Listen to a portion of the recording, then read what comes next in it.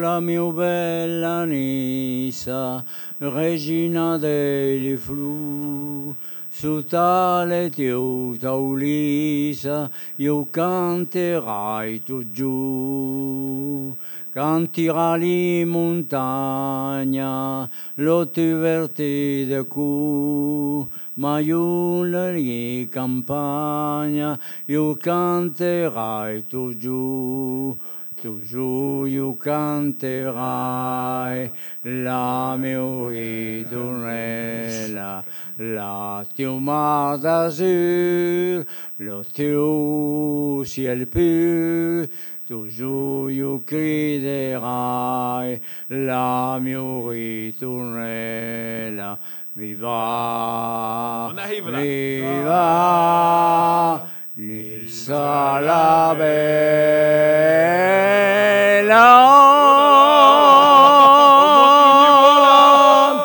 Et moi c'est mon niveau.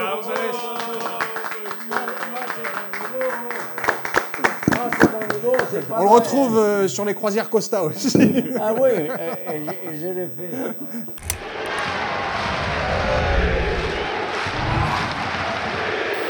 Bonjour à tous chers amis, on se retrouve pour cette nouvelle émission de l'avant-match. Nos invités, nos consultants, bonjour messieurs. Bonjour. Quelques changements cette semaine, nous n'avons pas Doumé, il n'est pas là. Je pense que c'est parce que Poussin s'est mis au commentaire sportif. Donc je pense qu'à mon avis, il ne supporte plus la comparaison. Tu lui as fait peur, espérons qu'il revienne quand même. Doumé, tu nous manques, reviens. J'aimerais présenter nos deux invités de cette semaine. On va commencer par Thibaut. Thibaut, tu es avocat de profession, très proche de la cause des supporters. Mais tu es aussi et avant tout un supporter niçois. Salut Thibaut. Bonjour, merci de m'avoir invité. Eh bien écoute, on espère que c'était une bonne chose. On verra à la fin de l'émission si tu as bien participé. Et aujourd'hui, un homme, c'est un plaisir de l'accueillir, mais c'est avant tout un honneur de rencontrer une légende du club. Un homme qui a atteint des sommets avec l'OGC Nice et qui a porté très haut les couleurs niçoises. Nous accueillons Pancho González, César Hector González. Bienvenue, monsieur González. C'est un honneur de vous avoir avec nous aujourd'hui. Bien le bonjour, je suis très heureux d'être parmi vous. Prenez le micro. Je suis très heureux d'être parmi vous, Oui. car tout ce qui touche l'OGC Nice m'a toujours fait frimoisier. Et on le sait, oui, vous avez passé quelques mots quand même pour retracer un peu votre carrière. Alors ça sera compliqué, même une émission ne suffirait pas, mais on va dire quand même quelques mots. C'est 10 années en tant que joueur, à peu près une décennie à l'OGC Nice, 3 championnats de France, l'épopée en Coupe, en Ligue des Champions. On peut être qu'admirateur vis-à-vis de votre parcours. Je vous en prie.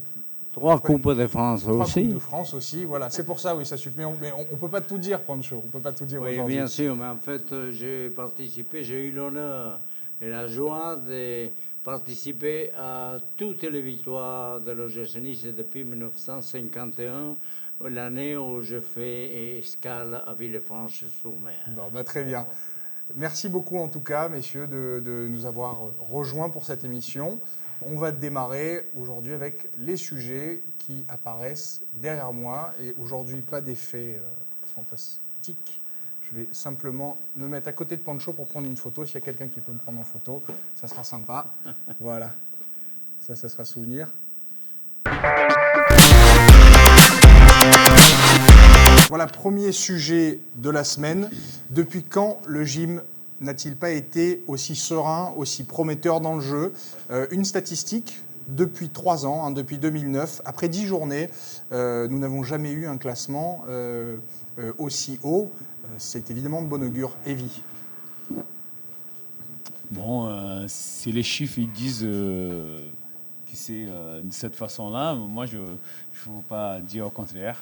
Moi, qu'est-ce que ça m'étonne vraiment dans cette équipe, c'est que là, on voit vraiment de foot, quoi. Là, on voit vraiment que cette équipe, elle se pose sur le jeu, quoi. Donc, on voit qu'il y a des jeunes joueurs et qui sont vraiment très talentueux. Donc, je pense vraiment que c'est la grande satisfaction de tous les supporters et de voir qu'aujourd'hui, on est à la 11e place.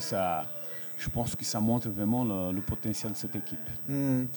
Thibaut, tu veux nous dire peut-être un mot là-dessus? Bon, en tant que supporter, c'est plutôt agréable aussi de se retrouver au bout de 10 journées avec ce niveau de jeu d'abord, et puis ensuite le classement. Voilà, moi je pense que, comme le dit Everson, que j'aurais du mal à contredire compte tenu de son passé, effectivement, au-delà de l'aspect comptable, à mon avis, et enfin l'aspect comptable a rejoint le fond de jeu.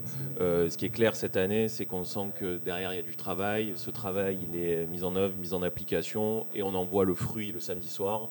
Enfin, ce travail rejoint la comptabilité des points.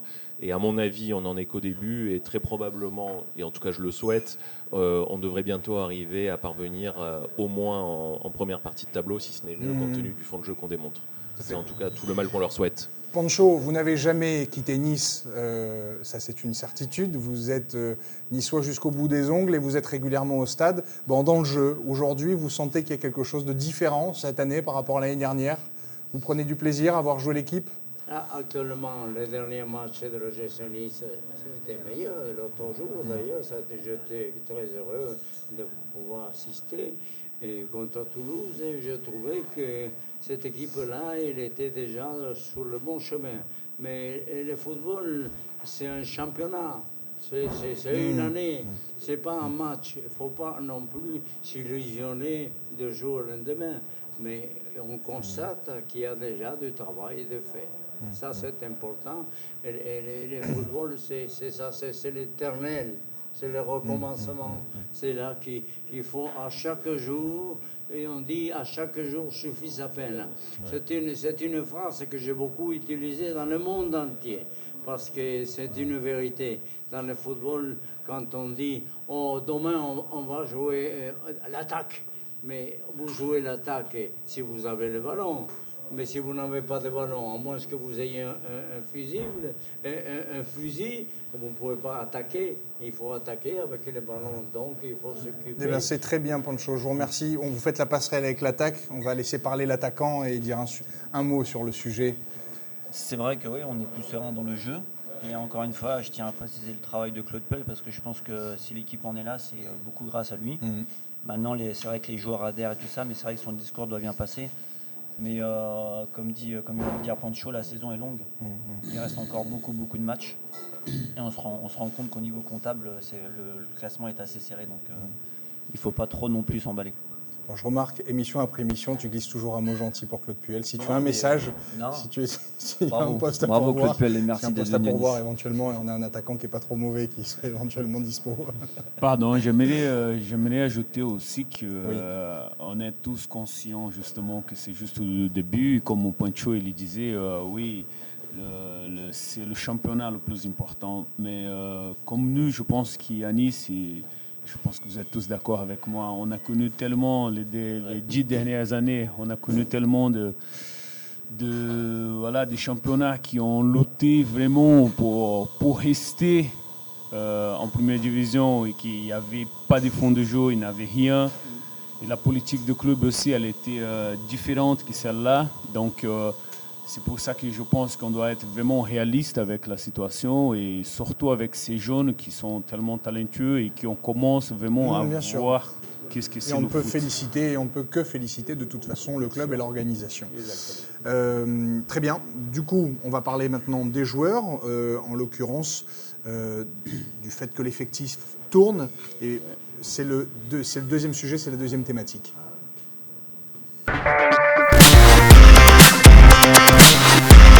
Voilà, deuxième thématique, on va parler des joueurs et de la défense. On se rend compte que l'effectif est élargi, ça c'est une certitude. On a vu que Claude Puel faisait jouer non pas un groupe de 11-12 joueurs, mais un groupe plus élargi.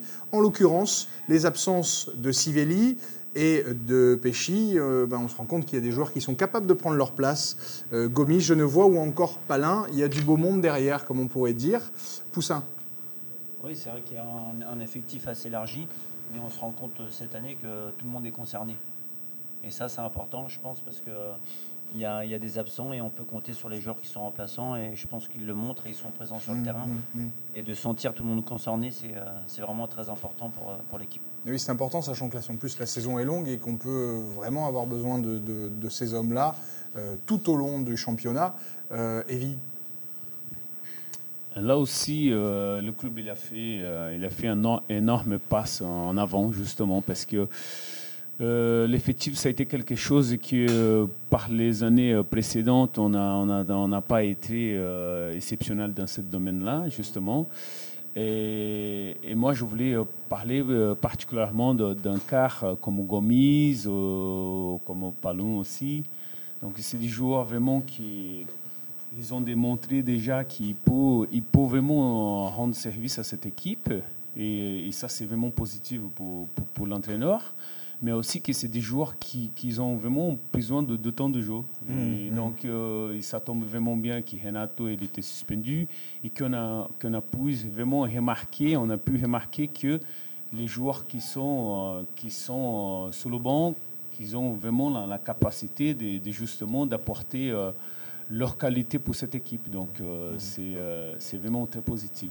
Thibaut, tu veux nous dire un mot Et moi, je pense qu'au-delà de ce que dit Everson et Poussin, ce qu'il faut retenir également de la part de ces joueurs, c'est une véritable polyvalence, parce que si vous les prenez les uns après les autres, au final, le poste d'arrière droit n'est pas leur poste de prédilection, c'est pas leur poste de métier. On commence la saison avec un arrière droit de métier qui est jeune, qui est Fofana, qui se blesse, et au final, on arrive à trouver dans la profondeur de l'effectif 3 joueurs. 2 qui sont des défenseurs centraux et 1 qui est un milieu défensif de métier. Et avec le travail, encore une fois, de Claude Puel qu'il va falloir louer, et ben, ces 3 joueurs, il arrive à en faire devenir des très bons défenseurs de Ligue 1 et arrière droit, alors que ça n'est encore une fois pas leur poste de prédilection. Donc là, on sent également le travail en amont qui a pu être accompli à l'intersaison par tout l'effectif et le staff niçois. Oui, c'est sécurisant aussi pour l'équipe, c'est sécurisant aussi pour les supporters. Pancho, j'aimerais avoir votre avis aussi quand même sur ce groupe élargi de joueurs au sein de l'OGC Nice et la participation de tout le monde au projet. De toutes les manières, une équipe de football n'est pas seulement d'11 joueurs. Une équipe, il est toujours un ensemble de 17-18 joueurs de première qualité.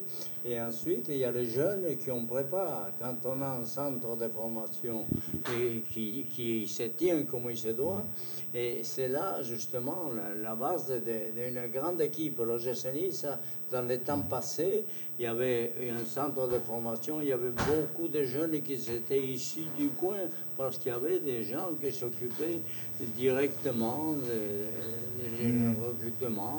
Enfin bref, là, il ne suffit pas de gagner 2 matchs pour dire ça y est, on est champion.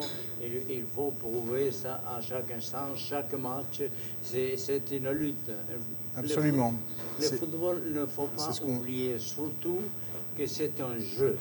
C'est un jeu pratiqué dans le monde entier par tous parce qu'on utilise la tête pour faire mouvementer les pieds et les faire travailler dans les sens où on voudrait faire utiliser justement cette idée. Et si dans le jeu, il n'y a pas le jeu, et dans le jeu, s'il n'y a pas vraiment le plaisir de jouer. Et l'envie, absolument. Et l'envie. L'envie, on a tous envie de jouer.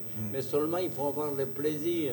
Et le plaisir vient dans un contexte général, derrière, au milieu et partout là qu'on joue. Eh bien, souhaitons, Pancho, je suis navré, je vous coupe parce qu'on n'a plus le temps, obligé de passer au sujet d'après. Souhaitons que ce contexte-là, on le conserve pour ce week-end, parce que vous savez que ce week-end, on joue contre Sochaux. Oui, moi je m'excuse, des fois je suis un peu long. Mais c'est pas grave, Pancho. Mais quand on n'a plus le temps, vous avez vu, on passe au sujet d'après. Mais en Afrique, partout, et on a besoin souvent d'expliquer beaucoup. Ben vous avez raison. Mais vous allez revenir, hein, vous allez reparler, Pancho. Hein. On n'est même pas à la moitié de l'émission, là, il y a le temps encore de dire plein de choses. Donc du coup, on va parler du match de ce week-end, Sochaux-Nice.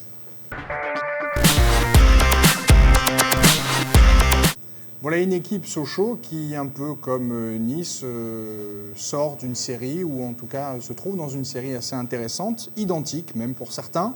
Selon Claude Puel, l'une des 2 équipes va devoir capituler ce week-end. Alors, Sochaux est quand même moins bien placé, moins bien classé que nous. Ils sont 16e actuellement. Est-ce qu'on est déjà un premier tournant ce week-end Poussin face à Sochaux ? Un premier tournant, je ne sais pas, mais ce qui est important pour le GC Nice, c'est de rester dans cette dynamique de résultats positifs sur ces derniers matchs. Ils nous ont montré un bel état d'esprit et je pense que, vu la série qu'ils font actuellement, ils vont être assez solides pour aller faire un résultat à Sochaux et peut-être pas ramener une victoire, mais un match nul, ça sera un bon résultat pour le GC Nice à l'extérieur. Non, je perçois déjà ton pronostic. Thibaut, tu veux nous dire un mot là-dessus? Oui, moi j'ai une crainte par rapport à la phrase de Code Puel, c'est la vieille tradition niçoise qui consiste à faire arrêter les mauvaises séries des clubs adverses. J'espère que pour une fois ça ne va pas se confirmer et qu'on va prendre au moins un point à Sochaux. C'est vrai qu'on est balèze quand même pour relancer les équipes qui ont besoin de points régulièrement. C'est une tradition, c'est tout le talent de l'OGC Nice également qu'on peut retrouver dans ce bien de genre de situation. Il faudrait qu'on arrive à prendre au moins 1 point ou 3 points parce que si nous y parvenons, on bascule dans la première partie de tableau et après on reçoit Paris Saint-Germain. Avec, à mon avis, encore une belle affiche voilà, qui se prépare. Une belle affiche et c'est vrai qu'il faudrait que l'état d'esprit soit là, la bonne ambiance et voilà. puis en pleine puissance. Voilà, exactement. Pour recevoir ce qui le Paris Saint-Germain. Voilà, fédérer tout le stade duré pour la venue du Paris Saint-Germain à la prochaine journée. Pancho, un mot aussi peut-être sur ce match de ce week-end. Est-ce que vous êtes inquiet ou au contraire vous pensez que la spirale dans laquelle actuellement le club se trouve est bonne et va nous permettre de faire un résultat à Sochaux? Moi, je ne suis jamais inquiet avant un match. Je suis inquiet quand je vois jouer l'équipe qui ne joue pas comme il se doit pour gagner. Là, je deviens inquiet. Mais sinon, le football, je répète ce que j'ai dit tout à l'heure, c'est un jeu. Et ce jeu-là, il faut le prendre comme il faut. Et jouer pour gagner. Il faut essayer de créer des problèmes à l'équipe adverse. Sochaux, c'est une équipe qui a eu une grosse qualité, il y a eu des grands joueurs, c'est une équipe qui a des moyens puisque l'automobile est derrière et donc permet de faire des arrangements. C'est une équipe qui joue bien au football, souvent, tout le temps pratiquement. Et alors donc les matchs ne sont jamais gagnés d'avance ni joués d'avance. Moi je suis pour que l'équipe continue à avoir la période qui les favorise. Merci Pancho. Ça c'est une bonne chose, mais il faut que ça reste dans l'esprit. Je crois que l'état d'esprit est là de toute façon au sein de l'effectif. Evie, je voudrais que tu dises un mot aussi sur ta vision du match ce week-end. D'accord. Bon, écoute, je n'ai pas grand-chose à ajouter parce que je pense que ça a été tout dit. Mais je pense que Nice a largement la capacité d'aller faire un match nul et gagner aussi là-bas. Souhaitons. On a terminé avec ce sujet. On passe à la thématique qui concerne le forum, le forum ogcnice.net. On va parler du cas de Marseille.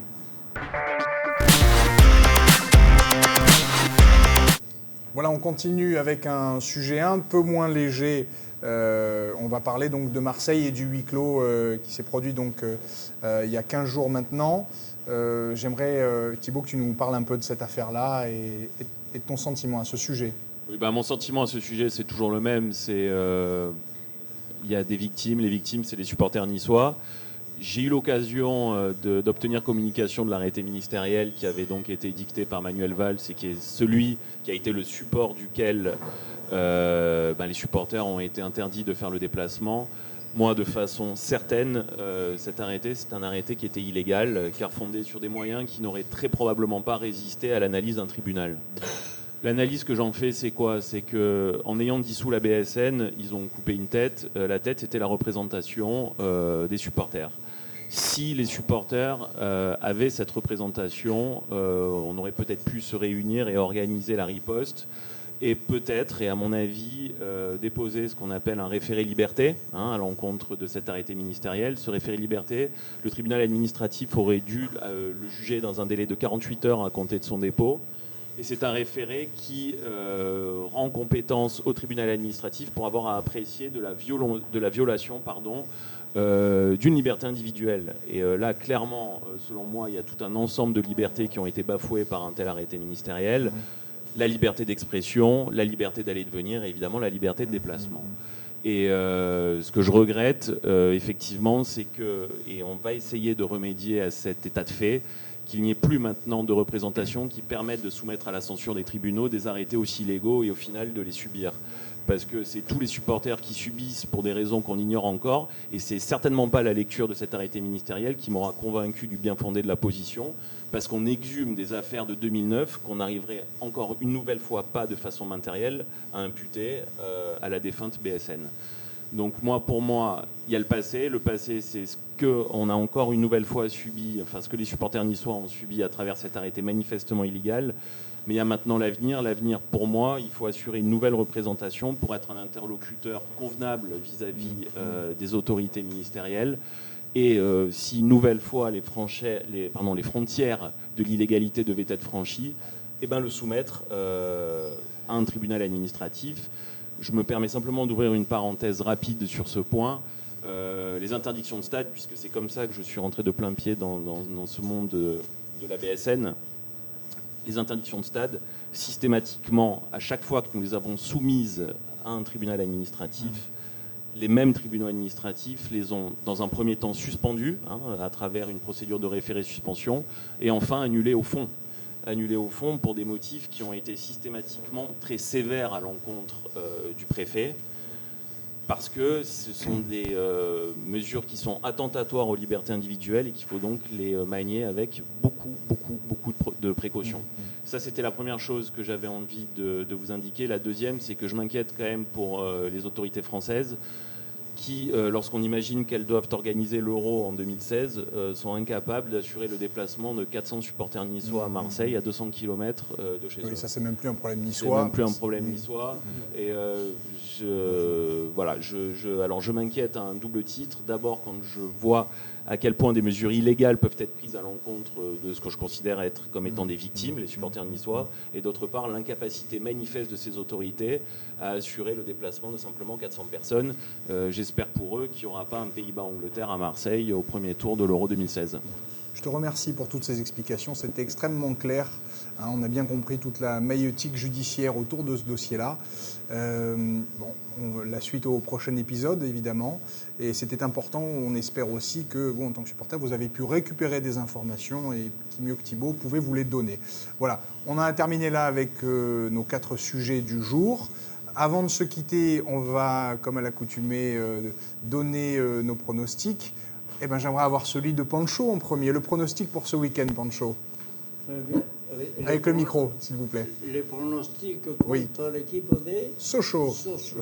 Eh bien, écoutez, moi, par habitude, je suis un manager professionnel et je ne peux pas donner un pronostic avant match. Moi, le match me concerne pendant 90 minutes. Celui qui est capable de dire avant match et qui est vainqueur au perdant. Mais c'est tout le jeu, Pancho. Je vais vous dire une chose. Vous jouez là pour les points de Dominique Poulain qui n'est pas là aujourd'hui. Alors, vous pouvez y aller en toute décontraction. Moi, je suis quelqu'un qui a vécu avec le ballon à côté de sa chambre, dans sa chambre à côté de son lit. Alors, je ne peux pas me permettre de dire ce qu'on va faire pendant un match. Je remarque une chose, Pancho, c'est que même sur un sujet comme les pronostics, on en démarre tout un débat. Et c'est ce qui est appréciable avec vous. Mais merci. Donc pas de pronostic alors, Pancho. C'est que le football, c'était un débat. C'est un débat que je cherche quelqu'un qui puisse donner les résultats avant de jouer. Bon, je plaisante évidemment. Alors, on va du coup... on va passer la parole à Thibaut et c'est Thibaut qui va engager le vote de Dominique Poulain qui n'est pas là aujourd'hui, je le rappelle. Allez, je vais dire 1-0 pour Nice et c'est Eric, 64e. D'accord. En plus, tu nous cites le joueur. C'est fort, hein. C'est beau. Bravo Thibaut. Moi, je vois Nice gagner là-bas 2-1. Tu vois Nice gagner là-bas. Je te passe le micro, mais je vais le dire quand même avant parce que sinon je me lie aux pronostics qui sont déjà donnés. Je pense qu'on peut raisonnablement gagner 2-1 à Sochaux. Voilà. Moi, 1 partout. Match nul. 1 partout. Bon. Pancho, un nouveau sujet. Un nouveau sujet, c'est le suivant. Oui. Moi, je voudrais que l'équipe y joue comme il a joué l'autre jour. Et je pense que le résultat, c'est à la fin du match. Merci Pancho. Bon, ces deux-là se connaissent bien aussi. Bon, écoutez, messieurs, merci d'avoir participé à l'émission. Je vous remercie tout particulièrement Pancho et Thibaut. C'était un moment agréable pour nous. C'était un honneur de vous avoir. J'espère que vous avez partagé aussi ce plaisir. On vous dit à la semaine prochaine et allez Nice. À bientôt.